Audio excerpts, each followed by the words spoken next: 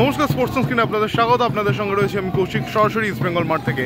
আজকে কলকাতা লিগে ইস্ট বেঙ্গলের সঙ্গে খেলা ছিল পিয়ারলেসের, কিন্তু প্রবল বৃষ্টির কারণে এবং মাঠে জল জমে যাওয়ার জন্য আজকের ম্যাচ পরিত্যক্ত ঘোষণা করা হয়। তবে যে সকল ইস্ট বেঙ্গল সমর্থকেরা কিন্তু এদিনের ম্যাচে সাক্ষী থাকতে এসেছিলেন লাল হলুদ মাঠে, তাদের অধিকাংশ চলে গেলেও একটা দলকে দেখা যাচ্ছে তারা কিন্তু মাথায় ছাতা নিয়ে, তাদের কয়েকজনের মাথায় ছাতা আছে এবং বাকিরা কিন্তু সম্পূর্ণ বৃষ্টিতে টিপটিপ করে এখন বৃষ্টি পড়ছে এবং বৃষ্টিতে ভিজে তারা ড্রাম বাজিয়ে দলের নামে জয়ধ্বনি করছেন এবং তারা বিভিন্ন রকম স্লোগান চলছেন।